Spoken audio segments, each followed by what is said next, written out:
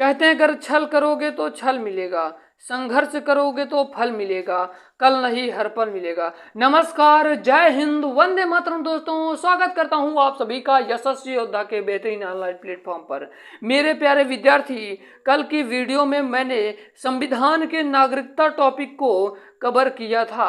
और नागरिकता भैया क्या होता है? नागरिकता भाग 2 में आता है। नागरिकता भाग 2 में आता है तो भाग 2 में अनुच्छेद 5 से 11 तक की चर्चाएं किया गया है। और नागरिकता को सिटीजनशिप कहा जाता है इंग्लिश में। और ये जो नागरिकता है दोस्तों, ये ब्रिटेन से लिया गया शब्द है और भारत में एक हरी नागरिकता है। और इसका विवरण अरस्तू ने दिया था और 1955 के अधिनियम पर आधारित है। अगर जिन जिन विद्यार्थियों ने वीडियो नहीं देखा है तो जाइए, लिंक डिस्क्रिप्शन बॉक्स में दे दिया हूं, जाकर उस वीडियो को जरूर देखिए, क्योंकि वो भी संविधान का एकदम इंपॉर्टेंट टॉपिक है। और आज की वीडियो में हम लोग बात करने वाले हैं दोस्तों मौलिक अधिकार की। मौलिक अधिकार से किस प्रकार के प्रश्न बनते हैं। अगर आज आपने वीडियो देख लिया तो यकीन मानिए मौलिक अधिकार से आने वाले प्रश्नों को फोड़ कर आएंगे, आपसे कोई भी प्रश्न बचेगा नहीं। मैं 12 से 15 वीडियो में पूरे संविधान को कवर करूंगा और जितने ईमानदारी से, जितने बेहतरीन ढंग से आपको पढ़ाने वाला हूं, आप लोग विश्वास भी नहीं किए होंगे। तो चलिए दोस्तों, वीडियो को शुरू करते हैं। अब आपका पहला प्रश्न ये रहा। प्रश्न से पहले कुछ चीजें हम लोग जान लेते हैं दोस्तों। मौलिक अधिकार को इंग्लिश में कहा जाता है फंडामेंटल राइट। इंग्लिश में कहा जाता है फंडामेंटल राइट। दोस्तों, ये भाग 3 के अंतर्गत आता है। इसमें अनुच्छेद 12 से लेकर 35 तक की चर्चाएं किया गया है। और ये जो मौलिक अधिकार है ये अमेरिका से लिया गया है। अमेरिका का मतलब यूएसए से लिया गया है। दोस्तों, इस अधिकार को नरसंगिक या मैग्ना कार्टा कहा जाता है। इसलिए कहा जाता है क्योंकि ये जन्म के तुरंत बाद ही मिल जाता है। मेरी मोटे मोटे बातों को आप लोग बड़े ध्यान से समझिएगा। आप मोबाइल को थोड़ा दूर रखिए और कॉपी कलम को निकाल कर एक एक पॉइंट को लिखिए कि इसको नरसंगिक कहा जाता है और मैग्ना कार्टा कहा जाता है। ये अमेरिका से लिया गया है। मूल अधिकार को अनुच्छेद 12 से 35 के अंतर्गत रखा गया है। ये भाग 3 के अंतर्गत आता है और भाग 2 को नहीं देखा है तो जाकर देख लीजिए। नागरिकता है दोस्तों। आप चलिए हम लोग शुरू करते हैं। मौलिक अधिकार संविधान के किस भाग में वर्णित है? तो दोस्तों याद रखिएगा, ये भाग 3 में वर्णित है। दोस्तों, भाग 2 में क्या वर्णित है सर? तो भाग 2 में नागरिकता है। और भाग 4 में क्या बताया गया है? तो भाग 4 को इसके अगली वीडियो में दोस्तों हम लोग बात करेंगे। अगली वीडियो में हम लोग भाग 4 की बात करेंगे। भाग 4 भी दोस्तों आप लोगों के लिए बहुत ही ज़्यादा महत्वपूर्ण है, क्योंकि दोस्तों उसमें राज्य के नीति निर्देशक तत्व की बात की गई है। वो आयरलैंड से लिया गया है। उसकी चर्चा उसका डिटेल में कल बताऊंगा, कल की वीडियो में। लेकिन आज पहले ध्यान से सुनिएगा। अनुच्छेद इसमें 12 से लेकर 35 तक की बात की गई है। पहले आप लोग ये जान लीजिए अनुच्छेद 12 क्या होता है। अनुच्छेद 12 में कहा गया है मूल अधिकार की परिभाषा। मूल अधिकार की परिभाषा की चर्चाएं अनुच्छेद 12 में किया गया है। और अनुच्छेद 13 में क्या है सर? अनुच्छेद 13 में है यदि हमारा मूल अधिकार किसी दूसरे के मूल अधिकार को प्रभावित करता है तो हमारे मूल अधिकार पर रोक लगाया जा सकता है। यानी कि हम लोग कह सकते हैं अनुच्छेद 13 को अल्पीकरण कहा गया है। ठीक है। और अनुच्छेद 14 से लेकर 18 तक याद रखिएगा। 14 से लेकर 18 तक समता यानी समानता के अधिकार की चर्चाएं किया गया है। समानता के अधिकार की चर्चाएं किया गया है। चलिए हम आगे वीडियो के जैसे जैसे बढ़ते जाएंगे वैसे वैसे उस टॉपिक को कवर करते हुए चलेंगे। अब आपका पहला प्रश्न देखिए, मौलिक अधिकार संविधान के किस भाग से लिया गया? तो भाग 3 से लिया गया है। करेक्ट आंसर हो जाएगा ऑप्शन नंबर बी वाला। अब चलिए आपका दूसरा नंबर का प्रश्न आपकी स्क्रीन के सामने है। आपका प्रश्न है कि संविधान के किस भाग को मैग्ना कार्टा कहा जाता है? अभी मैंने आपको बताया कि भैया जब आ जाए नरसंगिक किसे कहा जाता है? नरसंगिक। संविधान के किस भाग को नरसंगिक कहा जाता है या मैग्ना कार्टा कहा जाता है? तो मेरे प्यारे विद्यार्थी याद रखिएगा, किस भाग को? भाग 3 को कहा जाता है। इसे क्यों कहा जाता है? क्योंकि ये जन्म के बाद ही मिल जाता है। मोटे मोटे तौर पर आप लोग समझ ही गए होंगे। अब चलिए अब आपके अगले प्रश्न की ओर। 3 नंबर का प्रश्न कह रहा है कि मूल अधिकार को सर्वप्रथम किस देश ने संवैधानिक मान्यता प्रदान की? तो मेरे प्यारे प्यारे विद्यार्थी याद रखिएगा, ये जो क्या भैया मूल अधिकार को सर्वप्रथम किस देश ने संवैधानिक मान्यता प्रदान की? तो मेरे प्यारे विद्यार्थी याद रखिएगा अमेरिका।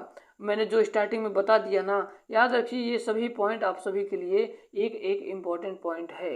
अब आपका अगला प्रश्न आपके सामने कह रहा है कि भारत नागरिकों को मौलिक अधिकार का वर्णन है। तो अनुच्छेद 12 से लेकर 35 तक है। मैंने 12 में बताया कि मूल अधिकार की परिभाषा है और 13 में बताया कि यदि आप हमारे मूल अधिकार को किसी दूसरे के मूल अधिकार पर प्रभावित करता है तो हमारे मूल अधिकार पर रोक लगाया जा सकता है, यानी अल्पीकरण। और अनुच्छेद 14 से लेकर 18 तक की बात किया गया है। कह रहा है कि अनुच्छेद 14 को जान लीजिए। अनुच्छेद 14 में है कि विधि के समक्ष समानता। अनुच्छेद 14 से 18 तक समानता की बात की गई है। 14 में विधि के समक्ष समानता, यानी कहने का तात्पर्य यह है कि अनुच्छेद 14 कहता है कि कानून के सामने यानी कानून की नज़रों में सब समान है। ये ब्रिटेन से लिया गया है मेरे प्यारे प्यारे विद्यार्थी, जबकि कानून के समान संरक्षण की व्यवस्था अमेरिका से लिया गया है। ठीक है, अब बात कर लेते हैं इसी तौर पर अनुच्छेद 15 में क्या है। तो अनुच्छेद 15 में जाति धर्म लिंग के अनुसार पर सार्वजनिक स्थान पर भेदभाव नहीं किया जाएगा। मेरे प्यारे प्यारे विद्यार्थी, एक एक पॉइंट को हम कवर करते हुए चलेंगे। और अनुच्छेद 16 में बताया गया लोक निर्वाचन यानी सरकारी नौकरी की समानता, इनमें पिछड़े वर्ग के लोगों के लिए आरक्षण की चर्चाओं की बात की गई है। अनुच्छेद 17 में अस्पृश्यता की अंत की बात की गई है। और अनुच्छेद 18 में उपाधियों की अंत, यानी कि कहते हैं ना किंतु याद रखिएगा शिक्षा और सुरक्षा तथा भारत रत्न पद्म विभूषण इत्यादि रख सकते हैं। विदेशी उपाधि रखने पर पूर्व राष्ट्रपति से अनुमति लेनी पड़ती है। प्रश्न है कि भारत नागरिकों को मौलिक अधिकारों का वर्णन है। तो दोस्तों याद रखिएगा अनुच्छेद कितने से कितने तक, तो अनुच्छेद 12 से लेकर 35 तक। फंसाने के लिए 36 भी देगा, लेकिन ये तीनों गलत हैं। चलिए अब आपका अगला प्रश्न है। दोस्तों देखिए, मेरे वीडियो बनाने का उद्देश्य उन गरीब बच्चों को पढ़ाना है जिनके पास कोचिंग जाने तक की फीस नहीं है, और उनको डिटेल में पूरा टॉपिक कवर करते हुए चलेंगे। और यकीन मानिए देखेंगे कि इन्हीं सारे प्रश्नों में से कोई प्रश्न आपको बीच में फंस जाएगा।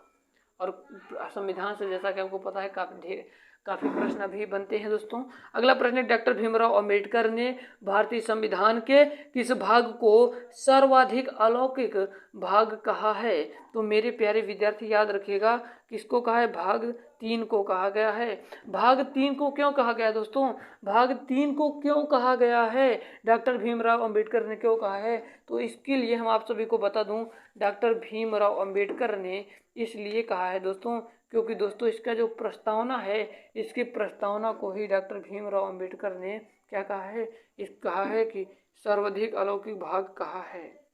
इसको ये जो प्रस्तावना होता है इसको आत्मा भी कहा जाता है, आत्मा कहा जाता है।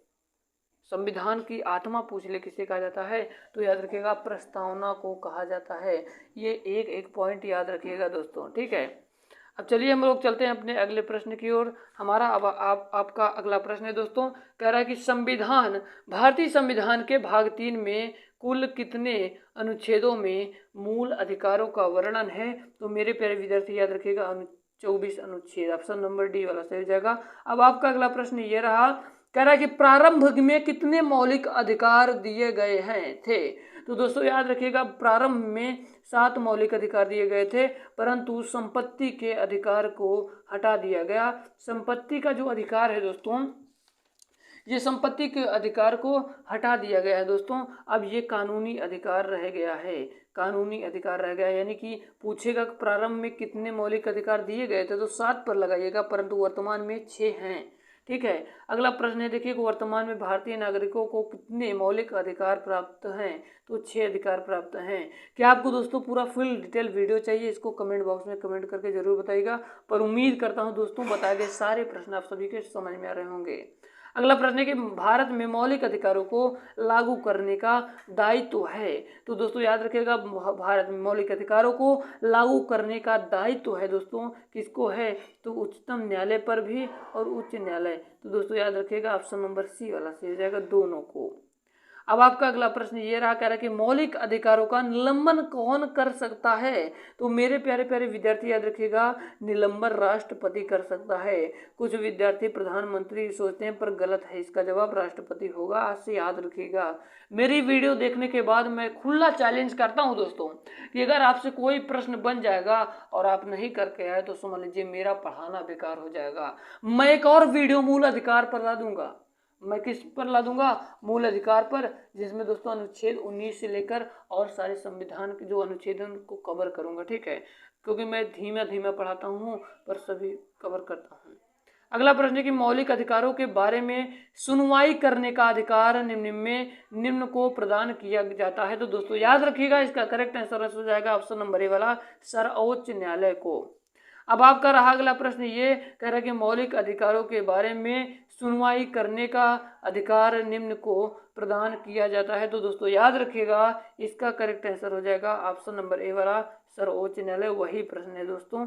हम लोग चलते अपने 12 नंबर के प्रश्न की ओर कवर करने। कह रहा कि संविधान में उद्घोषित मौलिक अधिकारों में संशोधन किया जा सकता है केवल।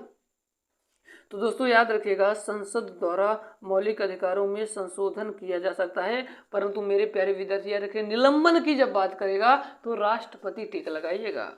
जितने पॉइंट को बता रहा हूँ बड़े ध्यानपूर्वक दोस्तों इस एक एक पॉइंट को आप लोग सुनते चलिए। अगला प्रश्न है कि भारतीय संविधान के अंतर्गत मूल अधिकारों का संरक्षक कौन है।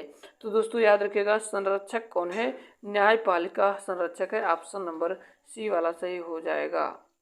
अब आपका अगला प्रश्न ये रहा दोस्तों। अब हम लोग चलते हैं अपने अगले प्रश्न की ओर। हमारा अगला प्रश्न कह रहा है कि मूल अधिकारों पर आवश्यक प्रतिबंध लगाने का अधिकार किसको है। तो दोस्तों याद रखिएगा, इसका राइट आंसर हो जाएगा ऑप्शन नंबर बी वाला, संसद को है। 15 नंबर का प्रश्न कह रहा है कि मूल अधिकारों को परिवर्तित करने की शक्ति प्राप्त है। तो दोस्तों याद रखिएगा, किसको प्राप्त है, उच्चतम व उच्च न्यायालय को।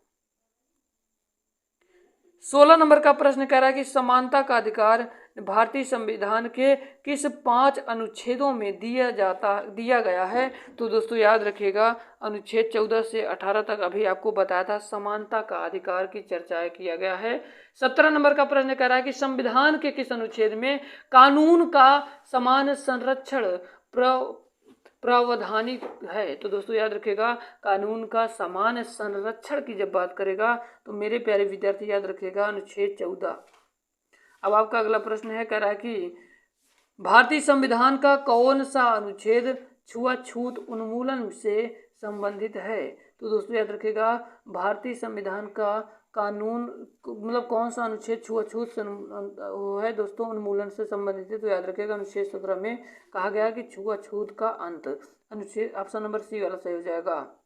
अगला प्रश्न है कि प्रेस से संबंधित अनुच्छेद कौन सा है। तो दोस्तों याद रखिएगा, प्रेस से संबंधित अनुच्छेद 19 का ए है। अब अनुच्छेद 19 का ए को भी जान लीजिए, क्योंकि ये सारे सभी इंपॉर्टेंट है। अनुच्छेद 19 है भैया, अनुच्छेद 19 से 22 तक का स्वतंत्रता के अधिकार की चर्चा किया गया है। और अनुच्छेद 19 में कहा गया है कि अभिव्यक्ति की स्वतंत्रता, बोलने की स्वतंत्रता, झंडा लहराने की स्वतंत्रता, पुतला जलाने की स्वतंत्रता, आरटीआई तथा प्रेस की स्वतंत्रता, ये 19 का ए में है। तो प्रेस की बात किया गया तो अनुच्छेद 19 का ए हो जाएगा। और दूसरे में कहा गया है, अनुच्छेद 19 का दूसरे में बिना हथियार सभा करने की स्वतंत्रता, तीसरे में कहा गया है संगठन बनाने की स्वतंत्रता, चौथे में कहा गया है कि बिना रोक टोक चारों ओर घूमने की स्वतंत्रता, पांचवें में कहा कि भारत में किसी क्षेत्र में बसने की स्वतंत्रता, और अगले में कहा गया कि संपत्ति का अधिकार अब यह मूल अधिकार नहीं रहा, बल्कि यह क्या हो गया है मेरे प्यारे विद्यार्थी, कानूनी अधिकार बन गया है। 44वें संविधान संशोधन यानी 1978 में मौलिक अधिकार को दोस्तों मौलिक अधिकार से हटा दिया गया था। किसको, संपत्ति के अधिकार को, जो अब कानूनी अधिकार बन गया है। अगला प्रश्न आपके सामने है कि स्वतंत्रता का अधिकार संविधान के किन अनुच्छेदों में वर्णित है। तो मेरे प्यारे प्यारे विद्यार्थी याद रखिएगा, अनुच्छेद 19 से 22 तक अभी आपको मैंने बता दिया था। तो दोस्तों याद रखिएगा, अनुच्छेद 22 में वर्णित है। ऑप्शन नंबर बी वाला सही हो जाएगा। ठीक है, अब आपका अगला प्रश्न कह रहा है कि निम्नलिखित में से कौन मौलिक अधिकार नहीं है। ऑप्शन ए है बोलने का अधिकार, व्यवसाय करने का अधिकार, हड़ताल पर जाने का अधिकार, धर्म का अधिकार। तो ये तीनों तो हैं दोस्तों, परंतु ये नहीं है। इसका मतलब करेक्ट आंसर हो जाएगा ऑप्शन नंबर सी वाला। उम्मीद करता हूँ समझ में आ रहा होगा ना। अगर आपको कहीं डाउट लग रहा हो तो आप कमेंट बॉक्स में कमेंट करिएगा। संविधान के किस अनुच्छेदों में शोषण के विरुद्ध अधिकार वर्णित है। तो दोस्तों याद रखिएगा, शोषण के विरुद्ध अनुच्छेद 23 से लेकर 24 तक की बात किया गया है। अगला प्रश्न है कि कारखानों अथवा खानों में कोई व्यक्ति नियुक्त नहीं किया जा सकता है जब तक कि उसकी आयु कम से कम 14 वर्ष ना हो दोस्तों। ऑप्शन नंबर बी वाला सही हो जाएगा। थोड़ा टच कम काम कर रहा है दोस्तों, ऑप्शन नंबर बी वाला सही हो जाएगा, पर आप लोग को हम बता दे रहे हैं, आप लोग समझ जाइएगा। ऑप्शन नंबर बी वाला सही हो जाएगा, 14 वर्ष हो। अब आपका अगला प्रश्न ये रहा दोस्तों आपकी स्क्रीन के सामने, कह रहा है कि धार्मिक स्वतंत्रता का अधिकार संविधान के किस अनुच्छेद द्वारा दिया गया है। तो दोस्तों याद रखिएगा, धार्मिक स्वतंत्रता का अधिकार संविधान के किस अनुच्छेद द्वारा दिया गया है। तो याद रखिएगा मेरे प्यारे विद्यार्थी, अनुच्छेद 25। अगला प्रश्न आपके सामने है, कह रहा है कि कौन मूल अधिकारों के अंतर्गत नहीं आता है। स्वतंत्रता का अधिकार की संपत्ति, समानता का अधिकार की संपत्ति का अधिकार की शोषण के विरुद्ध अधिकार। तो याद रखिएगा संपत्ति का अधिकार 44वें संविधान संशोधन द्वारा 1978 में हटा दिया गया दोस्तों, जो कि अब ये कानूनी अधिकार बन गया है। 26 नंबर का प्रश्न कह रहा है कि संपत्ति के मौलिक अधिकारों को कब समाप्त कर दिया गया। तो अभी आपको बताते हैं 1978 में। ऑप्शन नंबर ए वाला सही हो जाएगा। 27 नंबर का प्रश्न कह रहा है कि संपत्ति का अधिकार है। तो संपत्ति का अधिकार क्या है दोस्तों। तो याद रखिएगा ये कानूनी अधिकार हो गया है। ठीक है, अगला प्रश्न ये है, कह रहा है कि शिक्षा के अधिकार को कब मौलिक अधिकार में जोड़ा गया। तो दोस्तों याद रखिएगा कब जोड़ा गया था। दोस्तों याद रखिएगा 2002 में। ऑप्शन नंबर बी वाला सही हो जाएगा। 29 नंबर का प्रश्न कह रहा है कि अनुच्छेद 32 के तहत सर्वोच्च न्यायालय कितने प्रकार के रिट जारी करता है। तो 5 प्रकार के रिट जारी करता है, यानी कि आदेश जारी करता है। दोस्तों अगला प्रश्न है कि संविधान के अनुच्छेद 17 और 18 में व्यवस्था है। तो किस चीज़ की व्यवस्था है दोस्तों। याद रखिएगा सामाजिक समता की। उम्मीद करता हूँ आज के वीडियो बहुत ज़्यादा पसंद आए होगी दोस्तों। अगर आपको पसंद आए तो दिल से वीडियो को लाइक कर दीजिएगा और चैनल को सब्सक्राइब कर दीजिएगा। और आप इस मेहनत के लिए दोस्तों उन भाई बहनों तक जरूर शेयर करिएगा जिनके पास आज कोचिंग तक के फीस नहीं है, क्योंकि हम उन्हीं के लिए बेहतरीन शिक्षा प्रोवाइड कर रहे हैं निःशुल्क, जो कि है आपको दोस्तों हम बिल्कुल बेहतरीन ढंग से ऐसे ही पढ़ाते चलेंगे।